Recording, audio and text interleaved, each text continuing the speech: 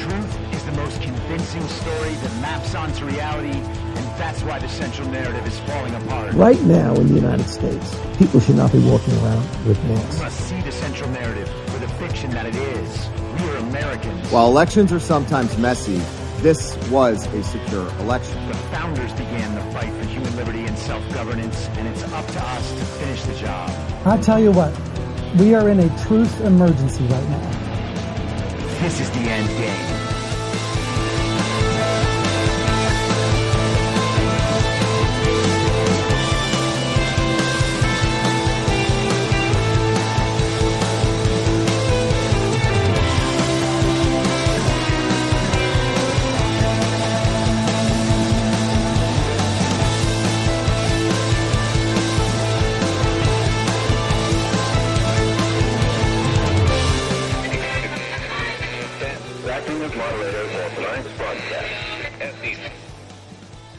It's Tuesday, January 31st, 2023, the 741st day of dystopia.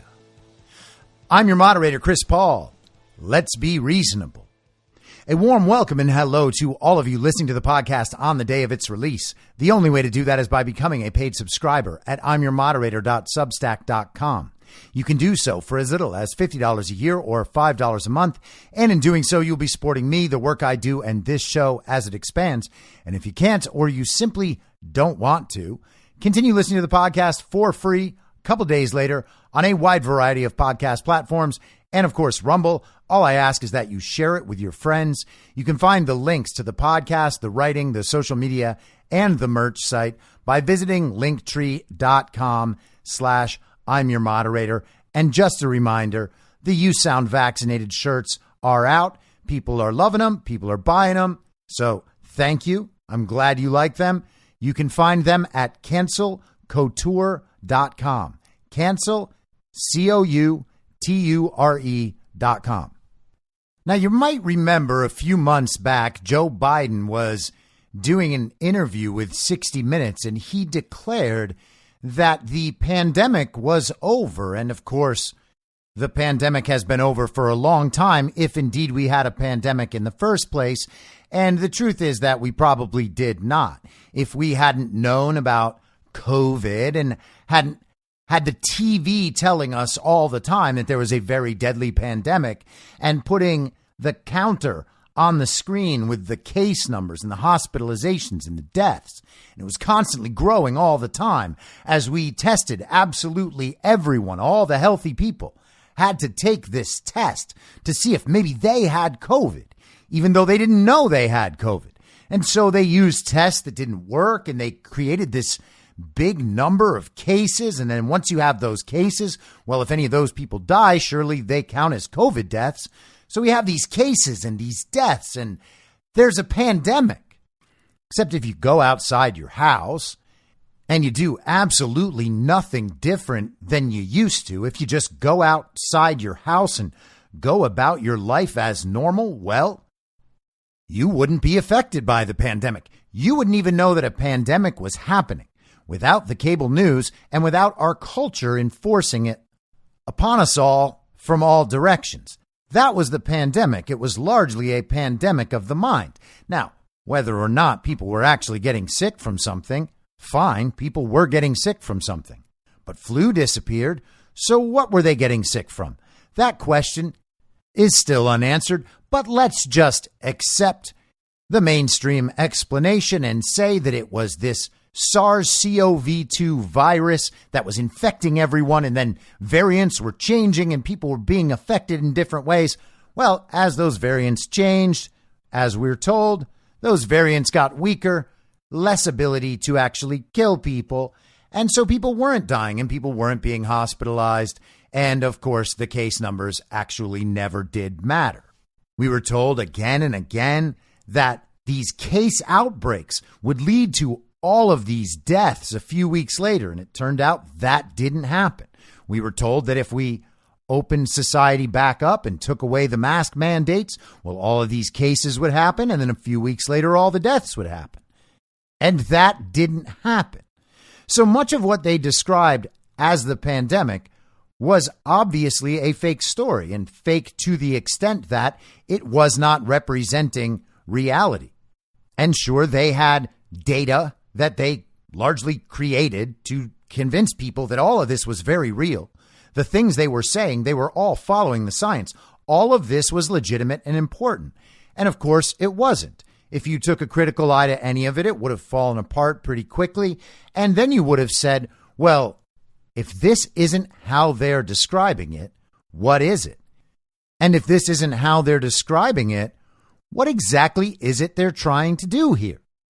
So Joe Biden said the pandemic was over, and a few weeks later, we got an article in The Atlantic that talked about a COVID amnesty, that two groups of people would agree to forgive one another in the aftermath of this pandemic, where it was clear that both of the sides were a little wrong here and there and had been kind of mean to each other. And so we needed to fix all this. We needed to make it so that people weren't mean to each other anymore.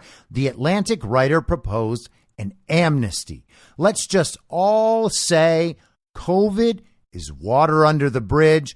Let's just forget about the whole thing. I'll forget about how you acted. You forget about how I acted, and we'll just move along. But of course, the two groups that were being addressed in that amnesty article were the people who were totally insane about COVID and the people who were slightly less insane about COVID. So the two groups of people were both pretty insane about COVID and supported all of the failed mitigation strategies. Just some people supported those strategies less than others. And by the people who supported the strategies the most, those people who supported them less were called insensitive. They didn't care about whether or not COVID was going to kill somebody's grandmother. And they didn't care about those kids. They wanted the schools reopened. And that was going to be very, very dangerous for the kids. And of course, none of that was true. So the people who weren't as crazy about COVID, they were like, well, these crazy COVID people are being really mean to me. But I agree that they're just trying to save lives. We're all just trying to save lives here. So let's have an amnesty.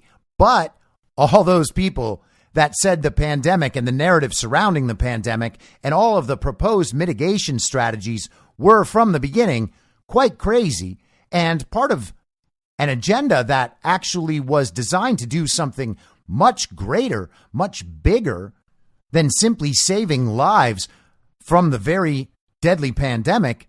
Well, they wanted to recreate society in a way that made it so no one would ever have to die again. That's how they sold it to us. And if we weren't on board with all of that, if we weren't going to repeat all the slogans about COVID, and we weren't going to agree that all of those people, those COVID superfans, the people who wanted absolutely all the restrictions all the time, well, we were actually evil. And you see, the problem is we were stupid. We were too stupid to know that we were being evil. And that's what you get when you don't just trust the science and follow the science and do what you're told. At that point, you become a stupid person because it's really smart to trust the science because it's the science. So we were stupid. We were evil. We were conspiracy theorists. We were science deniers. We were vax deniers.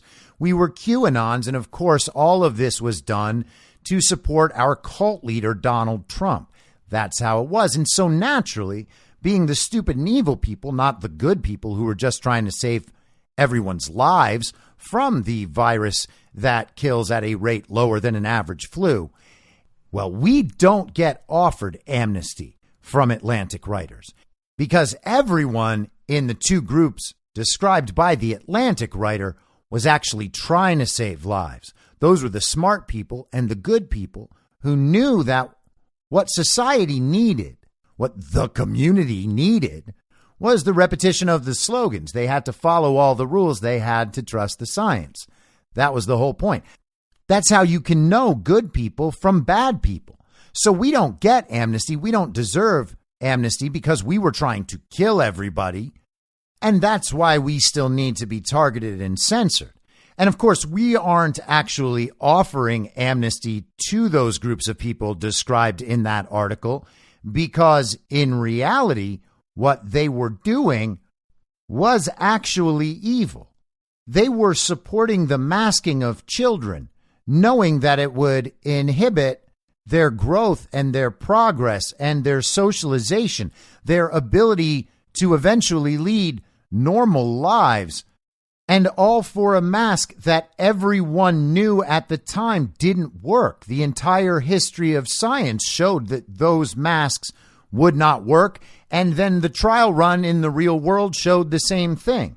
Same with the lockdowns that they supported, that destroyed lives of hundreds of millions of people around the world.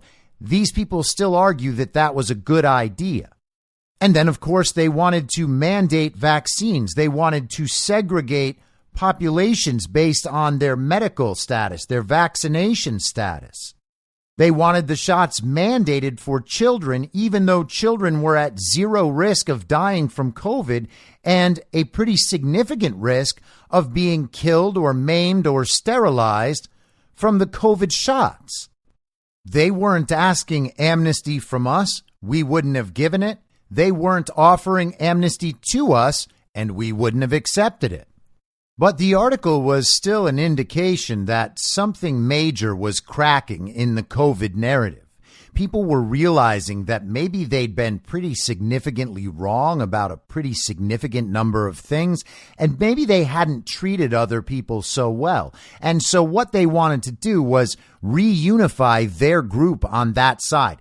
Hey, let's get everybody who really likes COVID together. And even if we don't agree about how much we can follow the science, we can at least agree that we were all doing the right thing at the right time for the right reasons. So let's unify again, because if we're not unified, well, the people who actually disagreed with us, the people who were actually right the whole time, well, they might not be that happy with us, and there's probably going to be safety in numbers. And so all of this has kind of been simmering out there in the world, and the narratives continue to push in our direction. People are understanding on a pretty widespread basis now that the shots aren't safe and that they're not effective, and that regardless, there was never any need for vaccines to counteract a disease that kills 1 in 1,000 people, nearly all of those people over 70 years old, and with an average of 4 comorbidities, other causes of death. And of course, all of that is leaving aside the fact that the tests don't work, the numbers were inflated, so medical facilities could get paid government money, and that ultimately all or nearly all COVID deaths are either data malpractice or medical malpractice. So while level after level, aspect after aspect of the COVID narrative has fallen apart over the last 3 years in the exact ways we always said it would, there are still people clinging to it, and very few who come forward and actually say, we got all of this wrong. The ones who do are usually making the excuse that they were just trusting the experts, they were just following the science, and so it's somebody else's fault that they were wrong the whole time. You see, they were only operating with the information they were allowed to have by the regime, and they didn't think, oh, maybe there's other information out there worth reading, worth engaging with. Even in the midst of a massive censorship campaign designed to make sure that people like them would never see dissenting information. Now, of course, they knew it was out there because people were telling them all the time. They just called all those people conspiracy theorists and went on believing whatever the regime told them they must believe. But at this point, even that's not working so well. The WHO yesterday said that the pandemic emergency would still continue. We are still in a global pandemic emergency. Can't you just feel it? It's just like March of 2020 right now. So that's the science globally. Now, the science in the United States is a little different because while the WHO admits that the COVID emergency worldwide could end in the coming months at some point, whenever the science says. In the United States, Joe Biden, the fake president, has announced that the COVID emergency actually has a final day. It's going to be on May 11th, which is about 3.5 months from now. So they know precisely that's going to be the day. May 10th, still COVID emergency. May 11th, no way. And naturally, they're doing this in response to the fact that Republicans are going to be investigating what happened with this whole COVID pandemic thing. And they're intending to vote to end the COVID emergency designation. And as you might imagine, the fake president, Joe Biden, has absolutely no idea what's happening.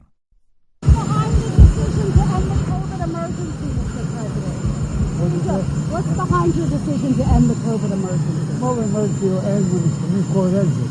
We've extended to May the 15th to make sure we get everything done. That's all. There's nothing behind it. Now, I apologize for that being a bit difficult to hear. Joe Biden just said that the COVID emergency would end when the Supreme Court ends it. Well, what in the world does that mean? I thought it was ending May 11th. So we have the amnesty offer. We have politicians and bureaucrats trying to shift blame to other people so they can claim they're not responsible for anything that happened the entire time. And now we have this from Newsweek yesterday. The writer is a man named Kevin Bass, who is a 7th-year medical student at a university in Texas. It's time for the scientific community to admit we were wrong about COVID and it cost lives. As a medical student and researcher, I staunchly supported the efforts of the public health authorities when it came to COVID-19. I believe that the authorities responded to the largest public health crisis of our lives with compassion, diligence, and scientific expertise. I was with them when they called for lockdowns, vaccines, and boosters. I was wrong. We in the scientific community were wrong, and it cost lives. Now, this is one of those statements that seems largely well-intentioned, but he's still missing one of the most basic factors here, and that's that they were not responding to a public health crisis. They created a public health crisis, and every one of their responses actually made the crisis worse than it had to be. And any proper accounting of exactly what happened over the last 3 years has to include that understanding. Every bit of this was created by the public health community, including the virus that came from the lab. And again, I want to make clear that I am not 100% in acceptance of the fact that that's even what happened. But we know beyond doubt that there wasn't some magical natural virus that came out of bats in China and ended up infecting the whole world. That's not what happened. This entire situation was created and planned and funded and organized and scripted by the quote unquote public health community. I can see now that the scientific community, from the CDC to the WHO to the FDA and their representatives, repeatedly overstated the evidence and misled the public about its own views and policies, including on natural versus artificial immunity, school closures and disease transmission, aerosol spread, mask mandates, and vaccine effectiveness and safety, especially among the young. All of these were scientific mistakes at the time, not in hindsight. Amazingly, some of these obfuscations continue to the present day. And he is right about all of that.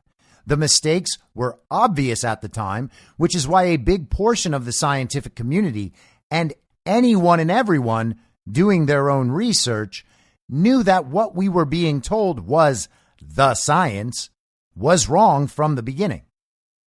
But perhaps more important than any individual error was how inherently flawed the overall approach of the scientific community was and continues to be. It was flawed in a way that undermined its efficacy and resulted in thousands, if not millions, of preventable deaths. What we did not properly appreciate is that preferences determine how scientific expertise is used, and that our preferences might be, indeed our preferences were, very different from many of the people that we serve. We created policy based on our preferences, then justified it using data. And then we portrayed those opposing our efforts as misguided, ignorant, selfish, and evil. And he's right about all that. But to say that this was just a matter of preferences is an obfuscation in itself. These weren't simply preferences. These were parts of an agenda that was already planned out and scripted in advance. They were going to do these things regardless of what the data said. These weren't simply about preferences of scientists thinking, oh, better safe than sorry, or, hey, this is really complicated, but maybe this will save lives. If that's what actually happened, and then policies were pushed to advance those goals, those policies would have been stopped when it became immediately clear that those goals were not being advanced by the policies. That's how proper science would have worked, even if those preferences were advanced initially. So it wasn't just that the preferences of the scientific community and the public health community won out based on their manipulations of the data and the way it was presented. It's that the agenda as scripted would be advanced at all costs.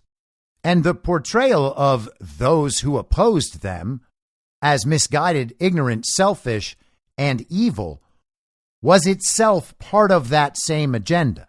None of it was justified by the data or anything else.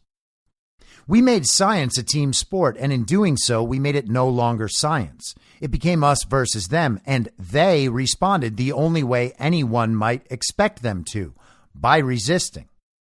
We excluded important parts of the population from policy development and castigated critics, which meant that we deployed a monolithic response across an exceptionally diverse nation, forged a society more fractured than ever, and exacerbated long-standing health and economic disparities. That is all true. Well done. Our emotional responses and ingrained partisanship prevented us from seeing the full impact of our actions on the people we are supposed to serve. We systematically minimized the downsides of the interventions we imposed without the input, consent, and recognition of those forced to live with them. In doing so, we violated the autonomy of those who would be most negatively impacted by our policies: the poor, the working class, small business owners, blacks and Latinos, and children. What might be more accurate is to say that everyone who wasn't them and couldn't work from home and didn't like being told what to do and what to wear and what to say and how to act all the time was negatively affected by their policies that had no scientific backing and made no sense and were wrong at the time. These populations were overlooked because they were made invisible to us by their systematic exclusion from the dominant, corporatized media machine that presumed omniscience. Indeed, that is correct.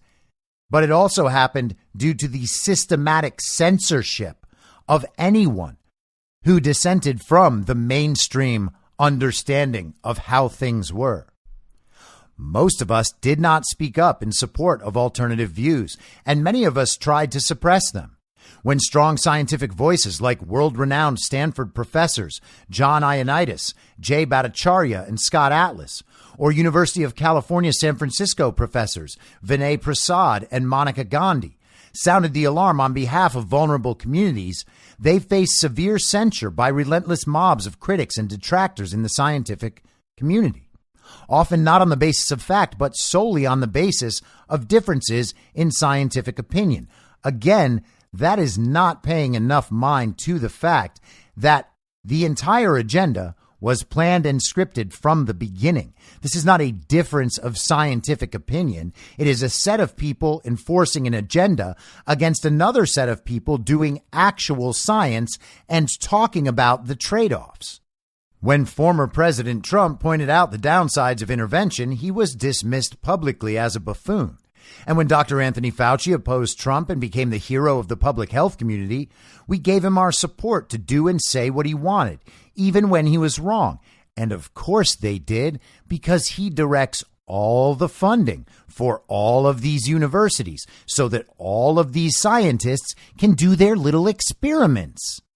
And they have to be able to do their little experiments, because if they can't do their little experiments, then they can't save the world all by themselves with their science. So no matter what, they have to guarantee that that funding keeps coming in so that they continue to have a job doing their little experiments. And one day they're totally going to save the world.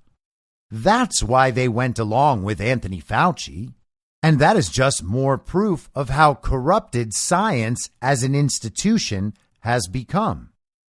Trump was not remotely perfect, nor were the academic critics of consensus policy. But the scorn that we laid on them was a disaster for public trust in the pandemic response. Our approach alienated large segments of the population from what should have been a national collaborative project. But again, even this is a biased interpretation. It suggests that science has some natural state in the world as being indisputable.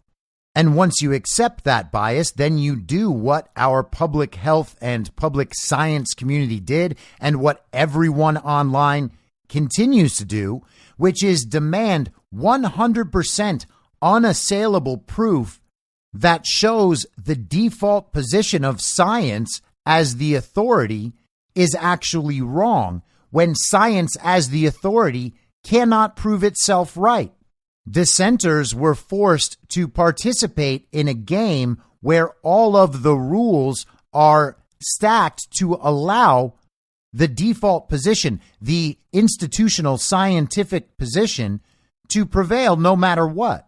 Because we're not only forced to make our arguments in their style with their data, we are also supposed to simply allow them to decide when it just becomes a matter of opinion. Because once you work your way to the bottom of one of these scientific issues, they still don't have to be convinced at that point. They can still say, well, yeah, maybe it's your way or maybe it's my way. But either way, what we need to do is this thing.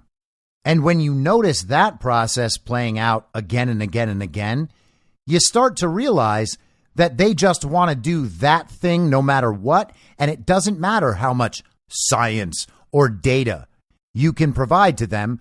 They're not going to change their position, because it wasn't the science or the data informing their position in the first place. It was conformity to the agenda as it has already been designed and scripted.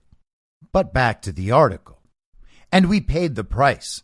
The rage of those marginalized by the expert class exploded onto and dominated social media.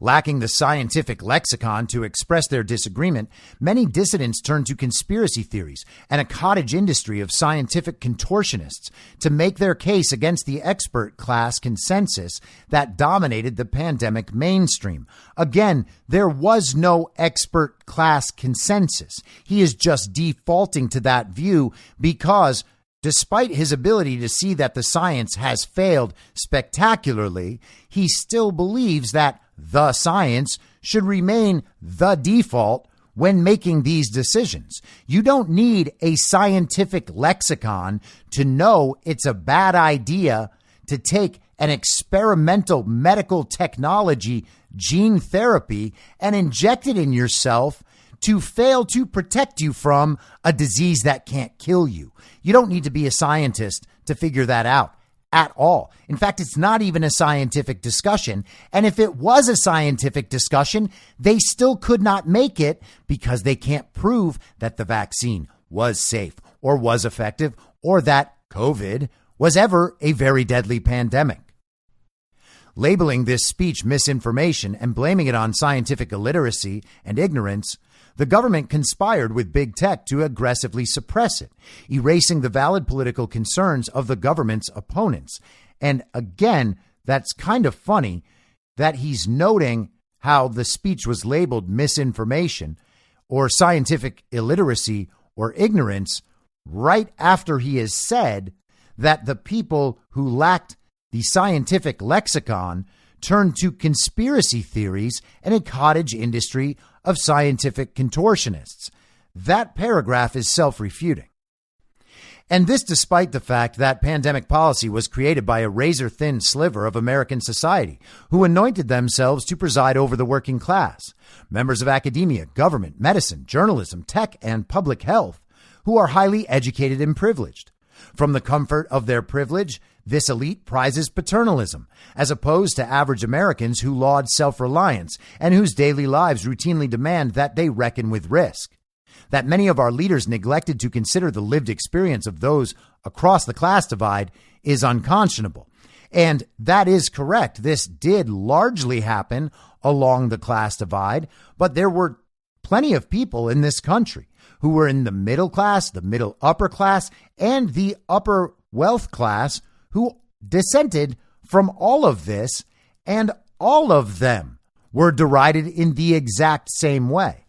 Because the problem with our class of elites is that they're not actually elites. They're just all of the people practicing elitism, which is a good description of the party of false decorum. That's actually what we're dealing with. It wasn't just the rich and the educated thrusting this stuff upon everybody. They had plenty of useful idiots supporting all of this up and down the economic ladder and the social ladder. The phenomenon that emerged was that people who represent none of the aspects you would commonly associate with being an elite or elitism nonetheless took up the mantle of elitism for themselves and acted as though them repeating the science was the same as them being a scientist, to the point where they would say, I'm right about this because this is what the science says. We're still in a place in society where these people actually believe they've been right the whole time. Incomprehensible to us due to this class divide, we severely judged lockdown critics as lazy, backwards, even evil. We dismissed as grifters those who represented their interests. We believed misinformation energized the ignorant, and we refused to accept that such people simply had a different, valid point of view. And this is a good recognition. This recognition needs to be repeated across our entire society and across the entire range of issues that people have been censored for discussing, most particularly election fraud. Let's go through this paragraph again, and rather than thinking about COVID and the science, let's just think about the election fraud narrative. Incomprehensible to us due to this class divide, we severely judged election deniers as lazy, backwards, even evil. We dismiss as grifters those who represented their interests. We believed misinformation energized the ignorant, and we refused to accept that such people simply had a different, valid point of view. And it's not just different and valid.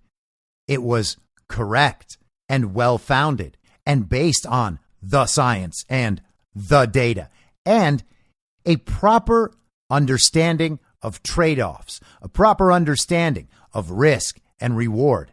That's how the decisions were made. And the same thing applies to election fraud. It applies to a whole lot of things where the elites just pretend everyone else is ignorant, even though they don't know what they're talking about at all, and even though their entire agenda was planned and scripted in advance, and everyone can see it if they choose to. We crafted policy for the people without consulting them. If our public health officials had led with less hubris, the course of the pandemic in the United States might have had a very different outcome, with far fewer lost lives. You could even say zero. Instead, we have witnessed a massive and ongoing loss of life in America due to distrust of vaccines in the healthcare system. Oh, no. No one lost their life due to distrust in the vaccines and the healthcare system. People are saving their lives through that distrust. A massive concentration in wealth by already wealthy elites. Well, yeah, that happened. That did happen. Whoops. A rise in suicides and gun violence, especially among the poor. Oh, yeah. And where does that happen most particularly? Yeah, it's Democrat cities. A near doubling of the rate of depression and anxiety disorders, especially among the young. Oh, yeah. Wow. Masking children, locking down schools, locking down societies, creating unemployed parents, depressed parents, parents addicted to drugs and alcohol, parents who might be predisposed to violence, ending up in situations that are frustrating and uncomfortable with a family whose needs they cannot provide for, more likely to be angry, more likely to get upset easily. And all of a sudden, what do you have? Child abuse and domestic abuse skyrocketing. Why? As a result of the science and the mitigations. That's what they did. A catastrophic loss of educational attainment among already disadvantaged children. And among those most vulnerable, a massive loss of trust in healthcare, science, scientific authorities, and political leaders more broadly. All of that is a net positive, a massive net positive. No one should trust the healthcare community, the science, the scientific authorities, or their political leaders. What could be more obvious? Why we ever existed in a society where we thought we could trust people just based on their academic or job credentials is beyond me.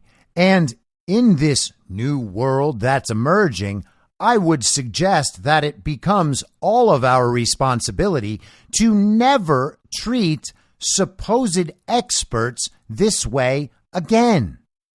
My motivation for writing this is simple.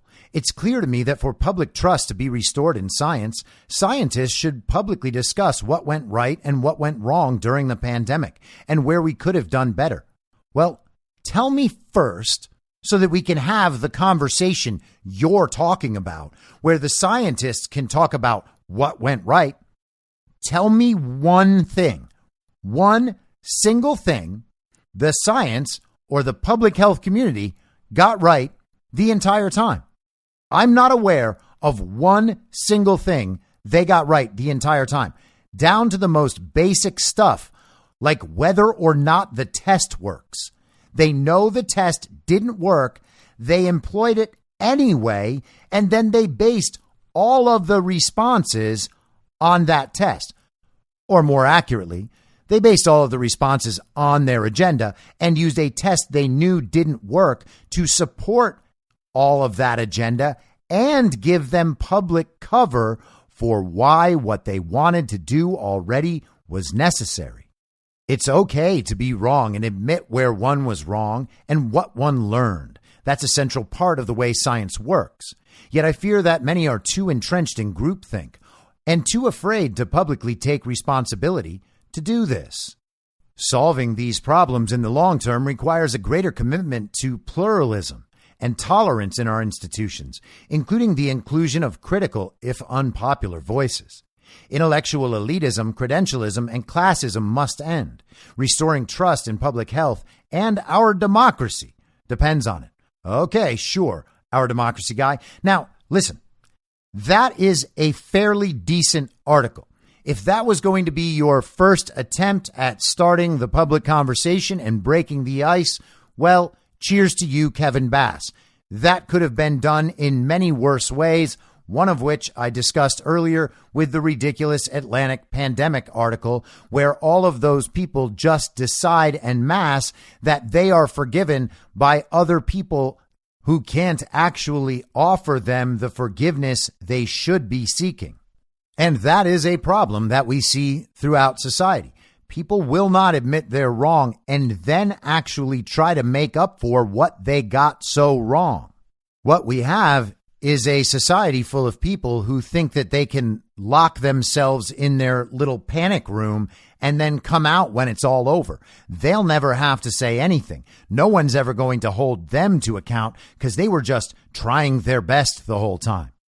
Except they weren't. People knew that what they were doing was wrong and they did it anyway because they liked how it made them feel. It made them feel powerful. It made them feel included. It made them feel smart. It made them feel like they were in control of the very deadly pandemic, and they would surely be saved because they were doing all the right things that would help everybody. This goes way beyond people simply admitting they're wrong. People are going to start admitting they're wrong in attempts to cover their own asses. Like we talked about with Scott Adams a couple weeks ago. I'm still the smart guy. I got one of the most important questions in the world wrong while everyone told me I was wrong and while I attacked those people. But I'm still the smart one because now I admitted I was wrong about that one thing. Everybody's just got to move on and be mad at someone else. It's not me. I'm not the problem.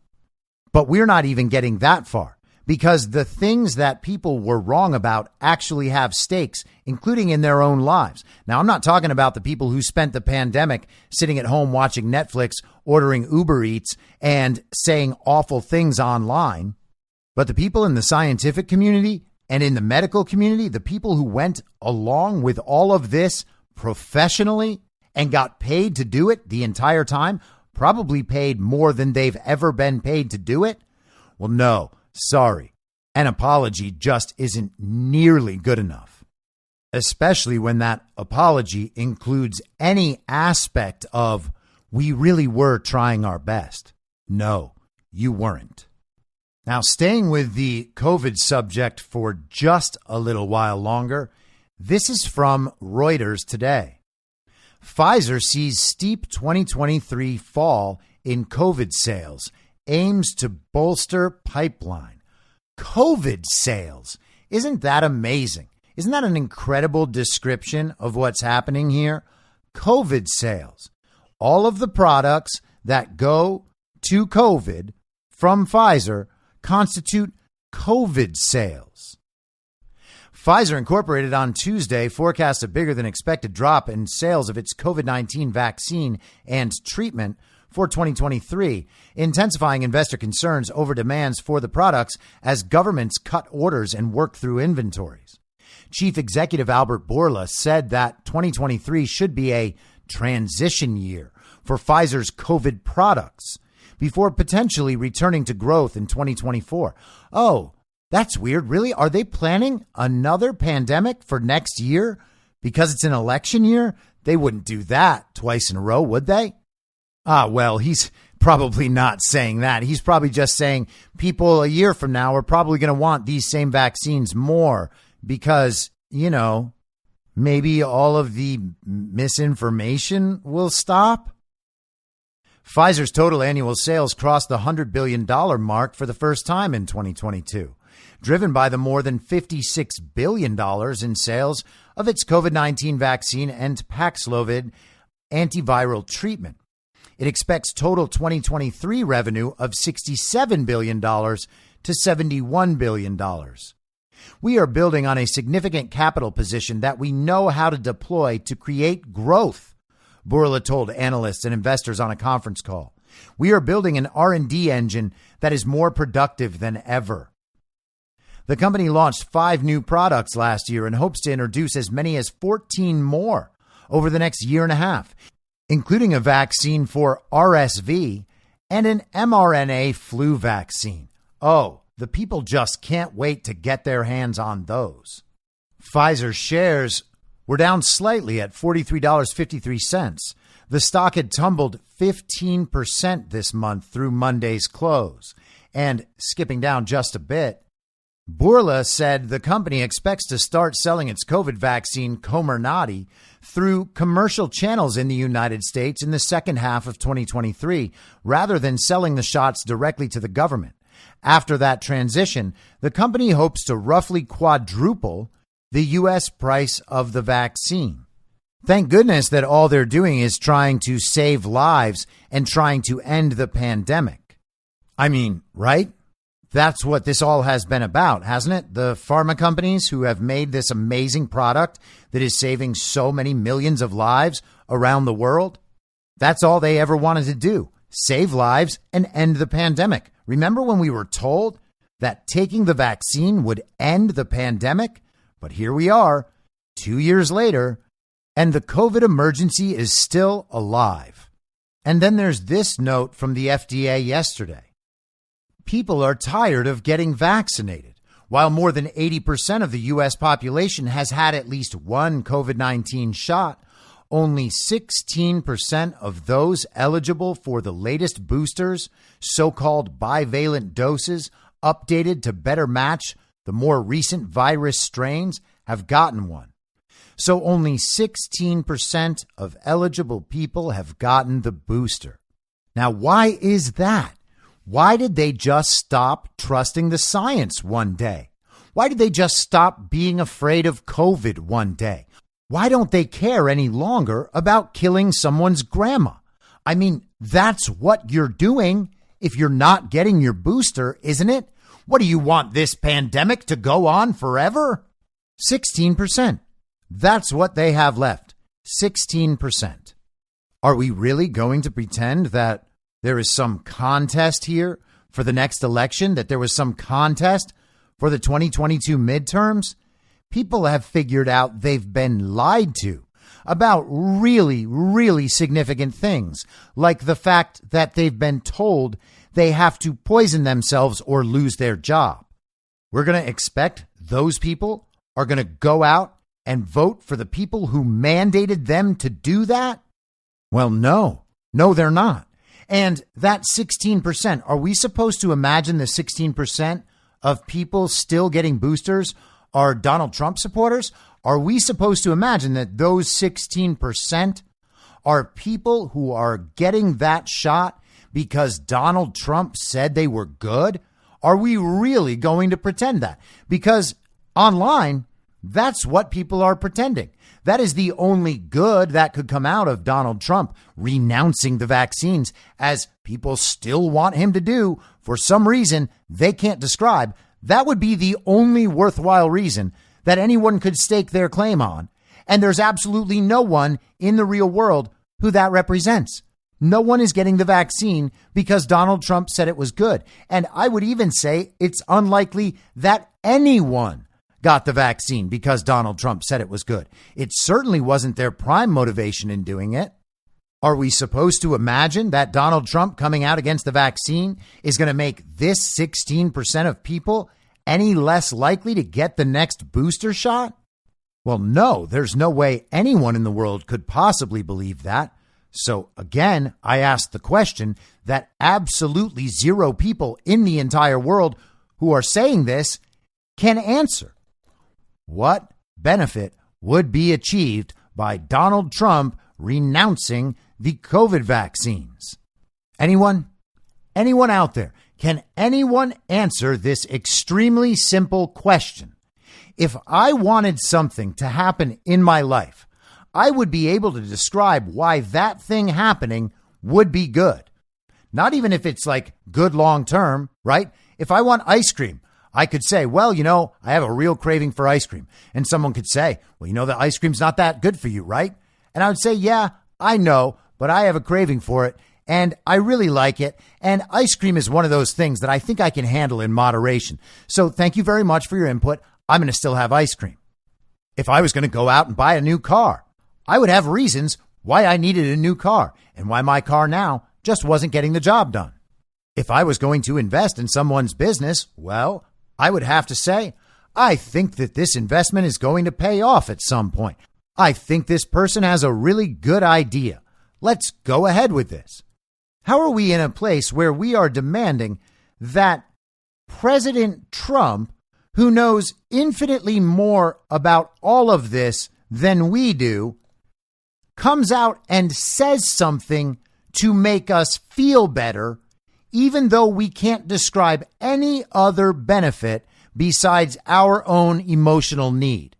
And we are not only supposed to take that position seriously, as if it is the most morally brilliant thing that's ever been said to us, we are supposed to abandon the one person who we know beyond doubt is actually fighting against the regime and replace him with someone else who had the very same position on the very same issue. It's actually shocking to me that any of these people are taken seriously anywhere. Now, changing subjects without a segue, yesterday Donald Trump filed a lawsuit against the famed American journalist Bob Woodward and his publishing company, Simon & Schuster, among others, for publishing audio recordings of Donald Trump as an audiobook and in other formats, and then profiting from those recordings. Donald Trump sat down with Woodward at various points throughout 2020 and 2021, and he allowed these audio recordings for the specific purpose of Woodward being able to use these recordings in his process of writing his book. The recordings existed so that Woodward could transcribe them and use Trump's own words in the written book he would eventually publish. And there was an understanding, and it's laid out in the lawsuit, that the recordings would only be used in the process of writing the book. Donald Trump expressed this. Bob Woodward expressed it. The publisher certainly knew about it. But that's not what happened. They took these recordings and they published these recordings. But before they published them, they edited the recordings and cut out certain pieces of what Trump would say, thereby decontextualizing what they actually did publish. So what they have published is Trump's words and Woodward's words, their conversation, but occasionally taken out of order and out of context. They left out whole segments of what Trump was discussing. And so I went through the lawsuit last night and compiled a Twitter thread on the parts of the lawsuit I found interesting. And when I got to the end of the lawsuit, I thought, well, this is pretty boilerplate for something that Trump would put out. I mean, sure, the legal argument is there and the evidence is there. And Donald Trump is suing Bob Woodward and Simon & Schuster for at least $49 million. And so the lawsuit stands on its own in that regard. But that's not all that's there. And so I was thinking about this and I was like, well, you know where we're probably going to find something interesting? It's in that section where Trump and his attorneys lay out what the actual transcription of the conversation is, and the parts that are crossed out show which parts were deleted from the published recording. So let's take a look at that part. And remember that Bob Woodward is held up as one of the greatest journalists in American history. And that was all on the basis of his coverage of Watergate. Bob Woodward essentially repeated the narrative of our intelligence community and in the process helped to take down a duly elected American president. And I would argue that he was employed in the exact same way in regards to Donald Trump. Now, the man clearly has no integrity at all. And so what we see in this transcript should not be surprising. Now, I've posted the lawsuit and the thread about the lawsuit in the info stream on Telegram, t.me/I'm your moderator. It's on Truth Social and Getter and obviously Twitter. And so if some of this is a bit hard to understand, you can go right to the transcript yourself and find it in any one of those places. But here's the transcript of the conversation between Trump and Woodward. And they're talking about the run-up to the Ukraine impeachment, where there was a whistleblower report and then there was a fake transcript of Donald Trump's call to Ukraine. And the Ukraine impeachment hoax was based on all of this quote-unquote evidence that had been created out of nothing, much as the Steele dossier was. Trump says, the whistleblower report, before you ever heard of a transcript. It was given to Congress. Woodward says it doesn't have any standard. Trump says it blew up and Woodward agrees. Yeah, it blew up. We were getting, and all we had, it was going to be a disaster. And Woodward says, but it's not truth. Trump says it was a false report written by a guy whose lawyer is a scumbag, okay? A real scumbag. Look at the background of these people. Woodward says, yeah. Trump says the whistleblower report was a fraud. Okay, it blew up. It was going to be a disaster. Schiff got up before the United States Congress and he gave a false statement on what I said. Woodward says, I totally understand that. I understand that. Trump says, if I didn't put it out. And he's saying, if I didn't put it out, no one would have known. They would have just gone by what Schiff said and what this whistleblower said. Now, that conversation shows that Woodward understands what Trump is talking about. Trump knows what he's talking about. But you know who doesn't know what Trump's talking about? Most of the mainstream media and anyone who is locked in to the central narrative, to the mainstream media narrative.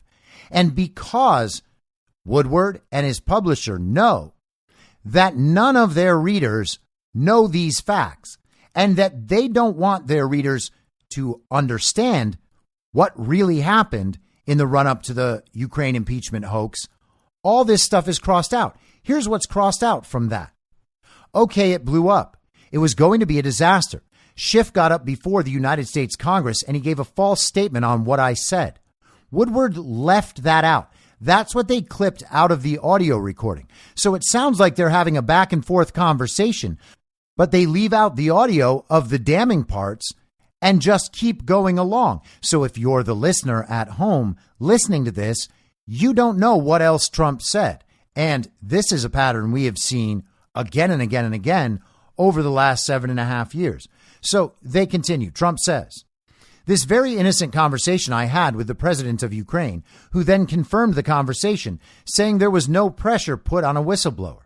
Woodward says, okay, you're willing to have this conversation and you know me well enough. I really want to understand in a comprehensive.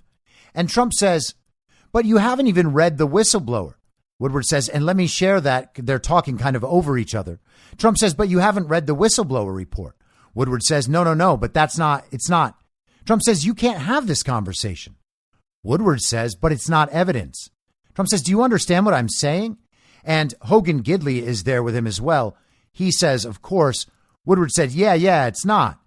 And they're having this conversation about the whistleblower report and whether Woodward's going to recognize the importance of it, even though he hasn't actually gone through it himself. He doesn't know what the reality here is, or at least he's intentionally ignoring it as Trump is trying to explain it. And this whole section, again, is left out of the audio. And so we get back into the part that is available. Trump says, so I have an innocent conversation.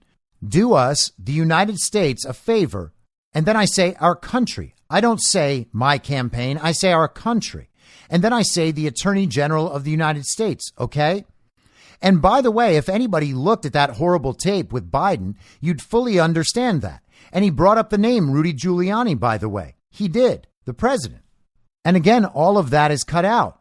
It seems like Trump is talking specifically about the videotape where Joe Biden is bragging about how he got the prosecutor fired because he was holding back U.S. aid from Ukraine until that was done, because that prosecutor was investigating Joe Biden and his son's dirty business deals in Ukraine.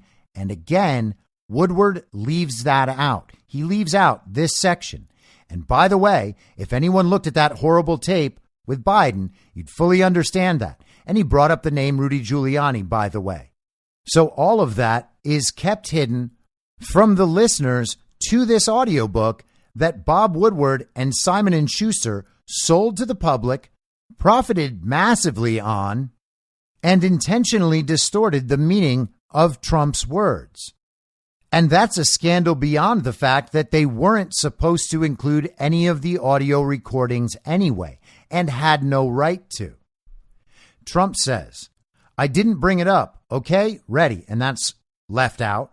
He says, if I didn't have that very accurate transcription, and now it's been proven to be accurate, because even the lieutenant colonels agreed that it was accurate. Okay, so, I don't know. I think it would have been a disaster. You were getting killed. Trump says, the only reason and by the way, I got approval from Ukraine before I did it, because I said, geez, it's a terrible thing to do. So we called Ukraine. We said, do you mind if we release this conversation? And we got approval. Otherwise, I wouldn't have been able to release it. All of that is left out of the audio recording that was published. And then the rest of this particular part of the transcript is rather interesting. Woodward says, I'm going to tell you something from my experience. Trump says, go ahead. Woodward says, because you've been Trump says, nobody more experienced. Woodward says, you're willing to have this. As you know, in the Nixon case, I always said afterwards. Trump says, by the way, that's a much different case. Woodward says, yes, I'm the first to say that. Trump says, I mean, this is peanuts compared to that. Woodward says, but as soon as the Watergate burglars were caught, if Richard Nixon had gone on television and said, I'm the man at the top, I'm directly responsible for this, I'm sorry, I apologize. Trump says, yeah. Woodward says it would have gone away. You don't think so? Trump says, I would never have done it here. Woodward says, yeah. Trump says, yeah, Nixon should have done that. Woodward agrees he should have done that. Trump says, but I can't. I shouldn't have done that because I did nothing wrong. And of course, Trump's right. He did do nothing wrong. And that's what the actual transcript proves. And Donald Trump was pointing out through this excerpted conversation that he knew he had done nothing wrong, that other people were lying about the situation. That's what he describes to Woodward, and Woodward leaves that out. So the audience, the people buying this audiobook, would never hear these explanations. The explanations they also didn't hear from the mainstream media.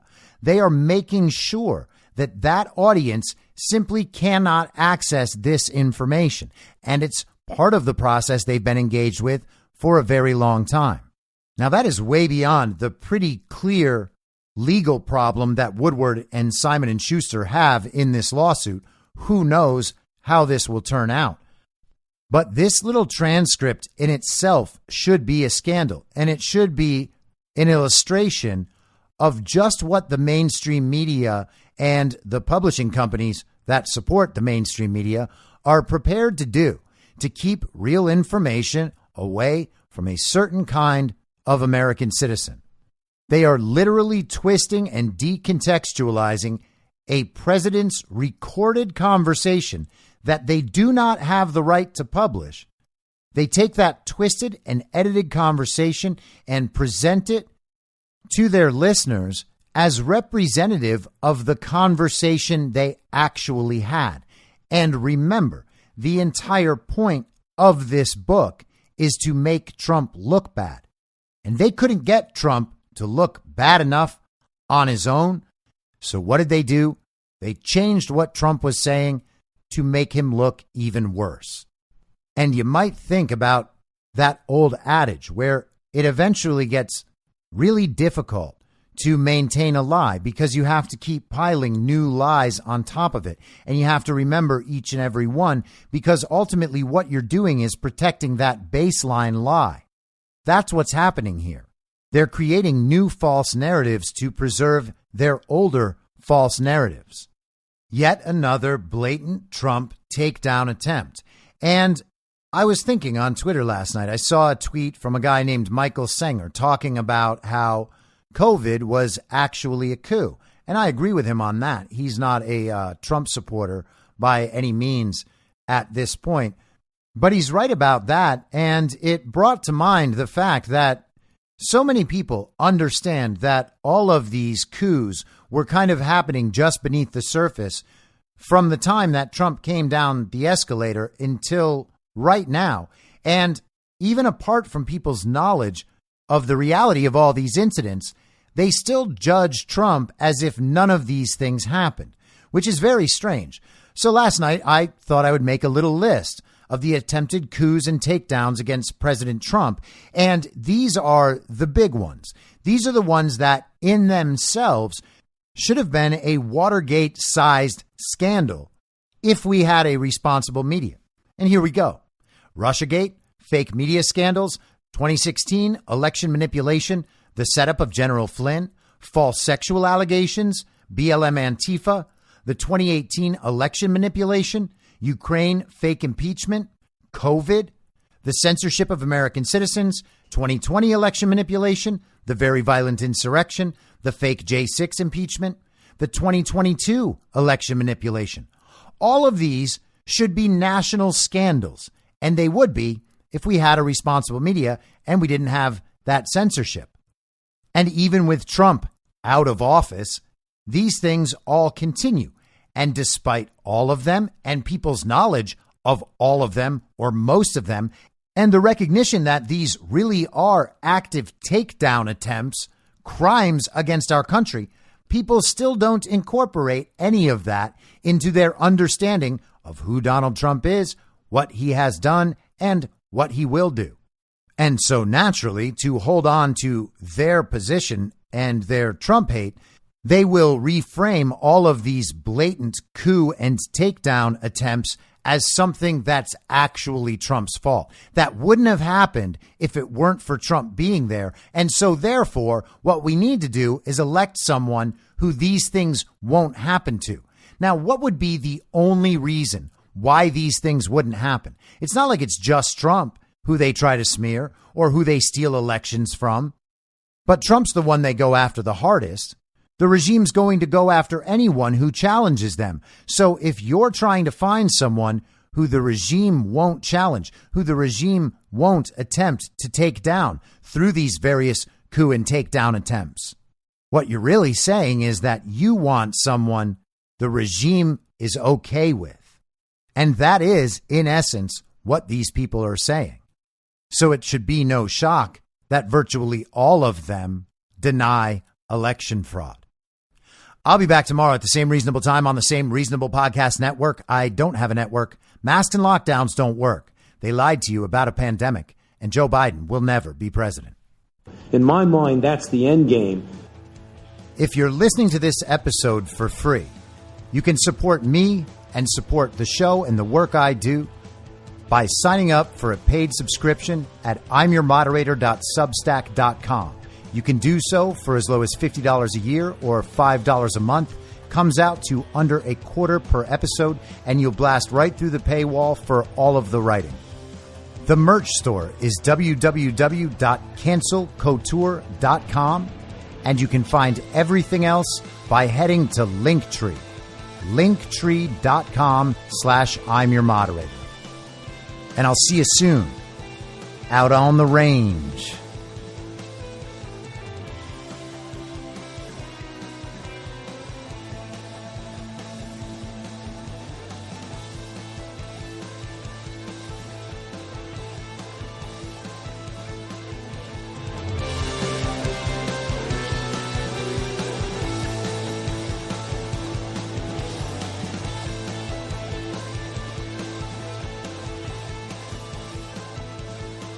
It's hell!